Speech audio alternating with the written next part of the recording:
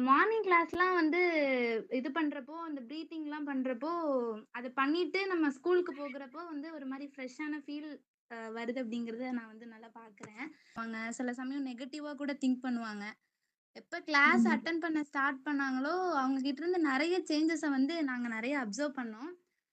எந்த ஒரு விஷயத்தையும் பாசிட்டிவான ஆங்கிள்லயே சொல்ல ஆரம்பிச்சாங்க. இப்போ எக்ஸாம் அம்மா நான் ஒழுங்கா பண்ணல அப்டின்னா சொல்றப்போ கூட, "பரவால்ல பாப்பா எக்ஸாம் மார்க் நல்லா தான் வரும்." அப்படிங்கிற மாரி பாசிட்டிவான வேர்ட்ஸ் வந்து உண்மையிலே நல்லா வரும் போல இருக்கு அப்படிங்கிற மாதிரியான தாட்டுக்கு வந்து எனக்கு வந்தது.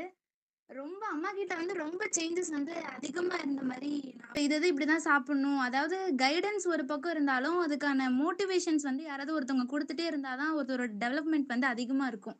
அம்மாக்கு ஆன்டி வந்து நெறைய மோட்டிவேஷன் தரனால, அவங்க பண்ணணுங்கிற இன்ட்ரெஸ்ட் வந்து நாளுக்கு நாள் அவங்களுக்கு இன்க்ரீஸ் ஆயிட்டு தான் போது.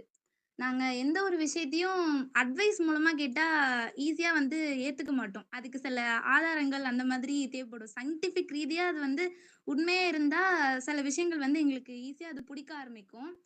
ஆன்டி வந்து நெறைய சயின்டிஸ்ட் வந்து இப்படிதான் அத சொல்லியிருக்காங்க. இப்படிதான் அவங்களோட லைஃப் இருந்தாலும், இந்த மெடிடேஷன் பத்தியும் அவங்க வந்து ரிசர்ச் வந்து பண்ணி வச்சிருப்பாங்க.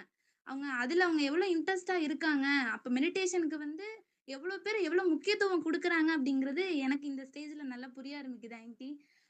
அம்மா வந்து பேசிக்கா இம்ப்ரூவ்மெண்ட் ஆயிட்டு இருக்காங்க. அம்மாவோட இம்ப்ரூவ்மென்ட்க்கு ஆன்டி ரொம்ப ஹெல்ப்ஃபுல்லா இருக்காங்கிறத நான்